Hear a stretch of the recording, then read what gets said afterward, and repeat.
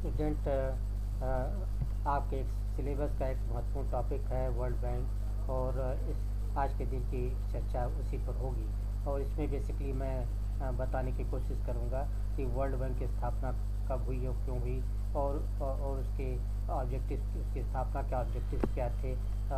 उसके साथ साथ उसके फंक्शंस, क्या डिफरेंट फंक्शंस हैं, और वर्ल्ड इकॉनमी को वर्ल्ड बैंक ने किस तरह से मजबूत किया है, और साथ ही साथ भारत के को भी कैसे मजबूत किया। वर्ल्ड बैंक की स्थापना ब्रेटन वुड्स कॉन्फ्रेंस के आधार पर हुई। उस कॉन्फ्रेंस में जो 1944 में हुई थी, उसमें दो संस्थाओं का निर्माण करने की बात की गई थी। एक था IMF एंड एक, और दूसरी थी world bank.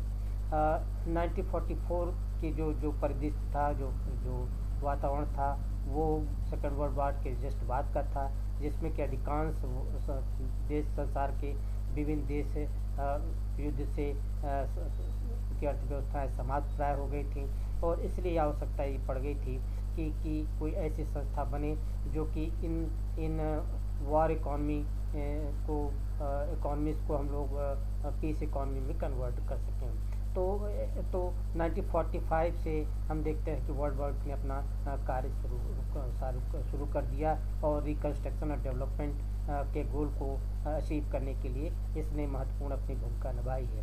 World bank group में 5 महत्वपूर्ण संस्थाएं हैं। एक तो इंटरनेशनल, एक का नाम है international bank for reconstruction and development IBRD। दूसरा इंटरनेशनल डेवलपमेंट एसोसिएशन IDA है। तीसरा है the international finance corporation IFC है। चौथा है the multilateral investment guarantee agencies MIGA है। और अंत में international centre for settlement of investment dispute ICSID है। ये पांच संस्थाएं हैं जो वर्ल्ड बैंक ग्रुप के भीतर हैं, लेकिन बेसिकली पहले दो IBRD और IDA को ही हम लोग वर्ल्ड बैंक के संदर्भ में ज़्यादा महत्व देते हैं। एक और बात है कि ये जो हमने अभी कहा था आपको कि इसकी मेन गोल था कि रिकन्स्ट्रक्शन करना, और रिकन्स्ट्रक्शन के साथ साथ डेवलपमेंट करना, ये दूसरे गोल थे। लेकिन इस गोल में सबसे बड़ा ऑब्जेक्टिव ये था कि रिकन्स्ट्रक्शन और डेवलपमेंट किया जाए, क्योंकि जो रिकन्स्ट्रक्शन का अर्थ है कि वार इकॉनमी से जो भी अर्थव्यवस्थाएं समाप्त थीं, उनको पूंजी के माध्यम से या टेक्नोलॉजी के माध्यम से उनका पुनर्निर्माण किया जाए। और जब पुनर्निर्माण हो जाता है तो डेवलपमेंट के लिए भी डेवलपमेंट के कार्य में ये वर्ल्ड बैंक ज़्यादा महत्व देगा, ज़्यादा असिस्टेंस देगा। तो ये एक ऑब्जेक्टिव ये है, और इससे क्या होगा कि ये पीस टाइम इकॉनमी के में अर्थव्यवस्थाएं कन्वर्ट हो जाएंगी। ये बहुत ही आवश्यक था, क्योंकि इकॉनमी से सब डिस्ट्रॉयड थी, और कुछ ऐसा ही परिदृश्य था जैसा कि आज आपको कोरोना के संदर्भ में दिखाई पड़ता है। दूसरी बात आती है कि बहुत ही ज़्यादा आवश्यकता किस बात की थी कि कैपिटल इन्वेस्टमेंट को बढ़ावा दिया जाए। कैपिटल कहीं न कहीं से पूंजी नहीं थी, और पूंजी निवेश भी नहीं था। तो पूंजी निवेश करना, कैपिटल इन्वेस्टमेंट करना, both in public as well as private sector के भीतर इन्वेस्टमेंट को बढ़ावा देने की बात कही गई थी। और इनकरेजमेंट टू इंटरनेशनल ट्रेड को भी कहा गया कि हम लोग इंटरनेशनल ट्रेड को बढ़ावा देंगे। इंटरनेशनल ट्रेड बढ़ने से जो चीज़ें आती स्वतः आती हैं, जो व्यापार होता है तो वस्तुओं का आवागमन तेज़ी से होता है, सस्ती वस्तुएं मिलती हैं, अच्छी वस्तुएं मिलने लग जाती हैं, और अर्थव्यवस्थाएं तेज़ी से संचालित होने लगती हैं। लेकिन इसके साथ ही साथ एक और भी ऑब्जेक्टिव था। वो ऑब्जेक्टिव था कि इन्वायरमेंट प्रोटेक्शन भी किया जाए। इन्वायरमेंट प्रोटेक्शन बहुत आवश्यक माना गया, क्योंकि यदि लॉन्ग टर्म सस्टेनेबल डेवलपमेंट करना है तो आपको प्रोटेक्शन करना पड़ेगा, इन्वायरमेंट का प्रोटेक्शन करना पड़ेगा। तो ये भी एक गोल था। इसके साथ ही साथ इंफ्रास्ट्रक्चर डेवलपमेंट भी एक गोल रहा कि आधारभूत संरचनाओं का निर्माण। आधारभूत संरचना का अर्थ हो गया कि जैसे यातायात के संसाधन हैं, सड़क है, रेल परिवहन है, वायु परिवहन है, या पोर्ट है, या पावर है, इस तरह की चीज़ों का निर्माण, इरिगेशन है, इस चीज़ों का निर्माण करने के लिए सहायता की ज़रूरत थी। और अंत में एक और ऑब्जेक्टिव था, तो डेफिसिट बैलेंस ऑफ पेमेंट में जो डेफिसिट थी उसको समाप्त उसको मीट करने की का भी उद्देश्य रखा गया था। तो जो ऑब्जेक्टिव आप देखते हैं वर्ल्ड बैंक के, उसमें इकोनॉमिक रिकंस्ट्रक्शन और डेवलपमेंट करना था, और उसके लिए पूंजी, लॉन्ग रन पूंजी की आवश्यकता थी, और ये प्रोवाइड करने का उद्देश्य किसको दिया गया, कार्य किसको दिया गया था, ये वर्ल्ड बैंक को दिया गया था कि आप लॉन्ग टर्म कैपिटल प्रोवाइड करिए फॉर रिकंस्ट्रक्शन एंड डेवलपमेंट। दूसरी बात, जो इन्वेस्टमेंट है, कैपिटल इन्वेस्टमेंट है, तो उस लॉन्ग टर्म कैपिटल इन्वेस्टमेंट होगा, वो उससे बैलेंस ऑफ और साथ ही साथ बैलेंस ऑफ पेमेंट की क्राइसिस को भी हम लोग दूर करना चाहेंगे।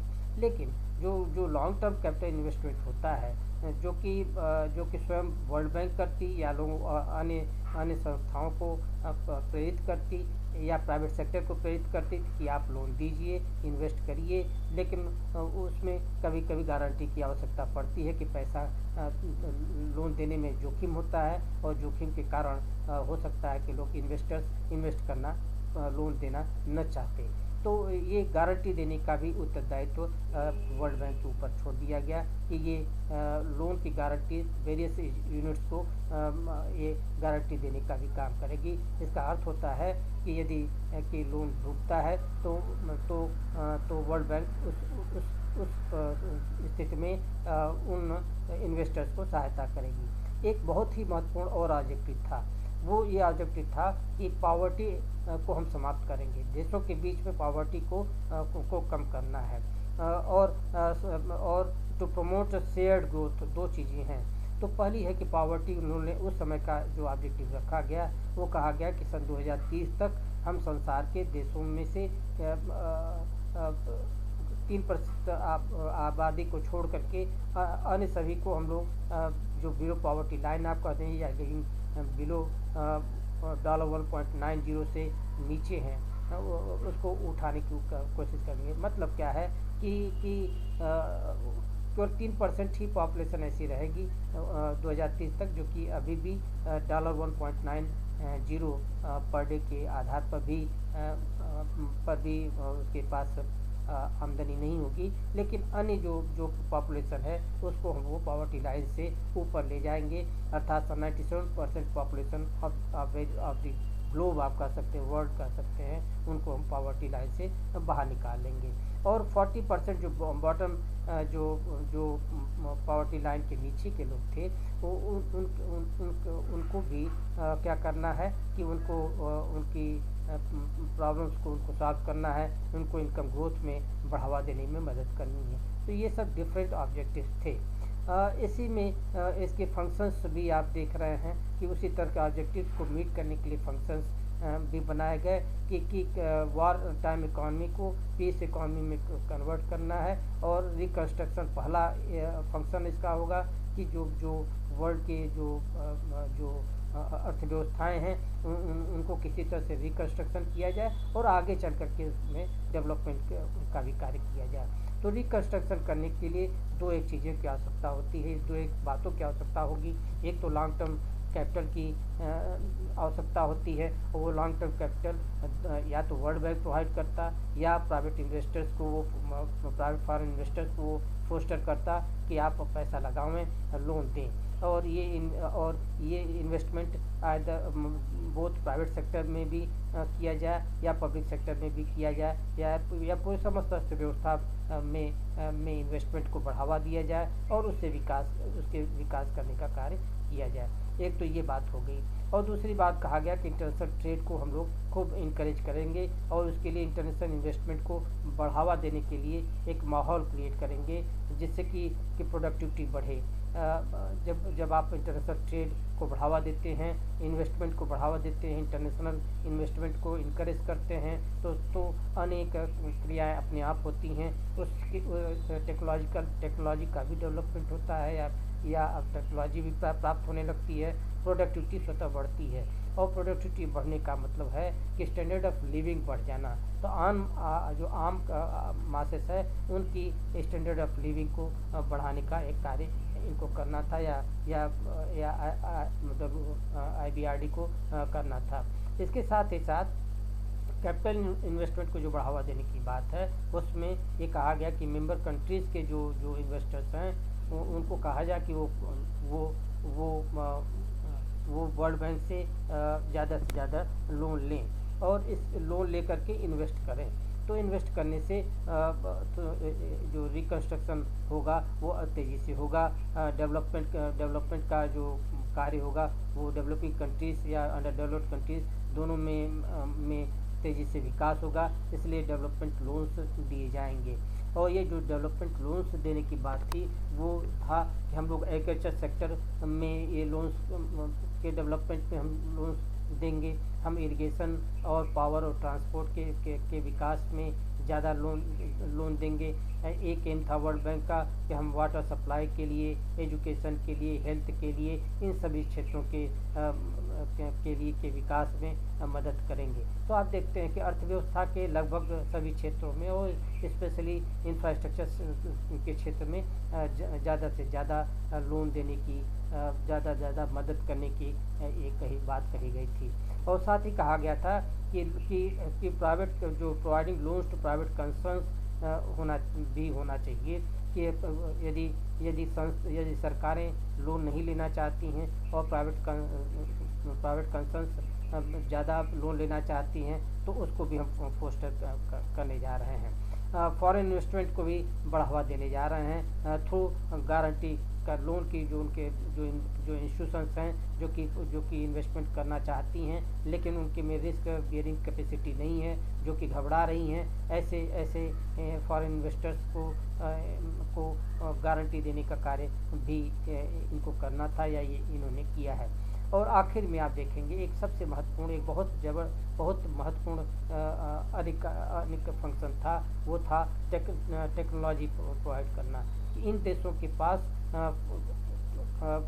इन्वेस्टमेंट तो संभवतः आ जाते, लोन संभवतः मिल जाता, लेकिन टेक्नोलॉजी के अभाव में इनका विकास बाधित होने की संभावना थी। और इसलिए इन्होंने ये भी कहा गया कि टेक्नोलॉजी इकोनॉमिक मॉनेटरी एडवाइस भी ये करेंगे। तो जो डेवलपिंग कंट्रीज थी जिनके की प्लान्स बनाने थे, जिनके पास ये टेक्नोलॉजी ही नहीं थी कि डिफरेंट प्लान्स कैसे बनती हैं, उन प्लान्स को बनाने के लिए जो तकनीक हो जिसमें कि अनेक फैक्टर्स को ख्याल में रखना पड़ता है, वो सबको बताने का भी कार्य इनको करना था, वर्ल्ड बैंक को करना था। अब आखिरी में हम लोग कुछ बातें और कहेंगे कि जो वर्ल्ड के विश्व अर्थव्यवस्था के विकास में वर्ल्ड बैंक ने काफ़ी महत्वपूर्ण भूमिका निभाई है। थ्रू डेवलपमेंटल लेंडिंग के माध्यम से विकासात्मक जो निवेश किया गया, लोन दिया गया है और इससे मिडिल इनकम ग्रुप और पूरे इकोनॉमीज ऑफ द वर्ल्ड तेज़ी से विकसित हुई हैं। 1945 के बाद इन्होंने काफ़ी ज़्यादा मदद की है वर्ल्ड इकॉनमी को, और ये एक वर्ल्ड इकॉनमी को agriculture sector, irrigation, urban development, health care, family welfare, dairy development, इन सभी क्षेत्रों में बहुत ज़्यादा लोन प्राप्त हुआ और वर्ल्ड इकॉनमी काफ़ी तेज़ी से विकसित होती गई। 1945 से और आज की आप कंपेयर करें, वर्ल्ड इकॉनमी बहुत तेज़ी से विकसित हुई है, काफ़ी ज़्यादा समृद्ध अर्थव्यवस्थाएँ हुई हैं और ये इसलिए हो पाई हैं क्योंकि वर्ल्ड बैंक ने एक महत्वपूर्ण भूमिका निभाई है। इसी तरह से इंडिया के बारे में जब बात करते हैं, आखिरी पॉइंट है कि हम लोग इंडिया के बारे में जब बात करते हैं, इंडिया और वर्ल्ड बैंक के बीच में जो संबंध है उसको यदि हम बात करें तो इंडिया एक फाउंडर मेंबर था, वर्ल्ड बैंक का एक फाउंडर मेंबर रहा है और इसको 2010 में एक रिफॉर्म किया वर्ल्ड बैंक ने अपना और उसमें इंडिया को एडिशनल शेयर दिया वर्थ $6844.7 मिलियन का एडिशनल शेयर दिया इंडिया को, क्योंकि ये इंडिया इसके एक फाउंडर मेंबर रही है। और इंडिया में भी आप देखेंगे कि अनेक तरह से इंडिया को के डेवलपमेंट विकास में महत्वपूर्ण भूमिका निभाई है। इन्होंने रेलवे के अनेक प्रोजेक्ट्स को मदद दी है। पावर के जनरेशन की अनेक अनेक प्रोजेक्ट्स को मदद किया है। मल्टीपर्पज़ प्रोजेक्ट्स बहुत से वो लोन प्रोवाइड किया गया वर्ल्ड बैंक के द्वारा। पोर्ट के डेवलपमेंट में, डेवलपमेंट ऑफ एविएशन के में आप देखें, आयरन स्टील देखें, कोल माइनिंग देखें, एग्रीकल्चर देखें, टेलीकम्युनिकेशन देखें, कोई भी अर्थव्यवस्था का ऐसा क्षेत्र नहीं दिखाई पड़ता है जिसके कि डेवलपमेंट में वर्ल्ड बैंक ने काफ़ी ज़्यादा सहायता न की हो। और ये सहायता केवल इतनी ही नहीं है कि लोन के माध्यम से या गारंटी के माध्यम से ही विकासात्मक व्यय किया गया, बल्कि जो विकास बैंकिंग संस्थाएं थी उनको भी इसने काफ़ी ज़्यादा लोन दिया है। भारत में अब भारतीय औद्योगिक विकास बैंक IDBI का नाम आप जानते हैं, और ICICI का अपना जानते हैं। तो इन सभी ये जो दोनों संस्थाएं थी जो कि इंडस्ट्रियल डेवलपमेंट के एरिना में ज़्यादा महत्वपूर्ण भूमिका निभा रही थी, उनको लोन प्रोवाइड करने का भी कार्य इन्होंने किया है, वर्ल्ड बैंक ने किया। तो एक महत्वपूर्ण ये रोल है वर्ल्ड बैंक का। और आखिरी बात तो जो है, इंडिया के डेवलपमेंट प्लान्स जितने बने हैं, अब तो 12 5 प्लान्स को भी आप देखेंगे, जितने 5 प्लान्स थे उसमें भी या कहीं टेक्निकल असिस्टेंस की ज़रूरत पड़ी तो वर्ल्ड बैंक ने हमको मदद की है।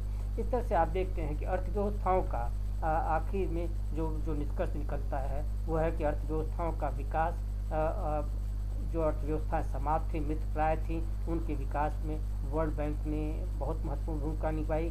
जो अर्थव्यवस्थाएं, जैसे भारत बहुत ही गरीब राष्ट्र के रूप में था, जो कि 47 में आज़ाद हुआ, लेकिन अर्थव्यवस्था में कोई निवेश नहीं था, कोई विकास नहीं था, उसके विकास में वर्ल्ड बैंक ने काफ़ी महत्वपूर्ण भूमिका निभाई है। और हम कह सकते हैं कि भारत का आगामी जो विकास होगा उसमें भी वर्ल्ड बैंक की एक महत्वपूर्ण भूमिका होगी। धन्यवाद।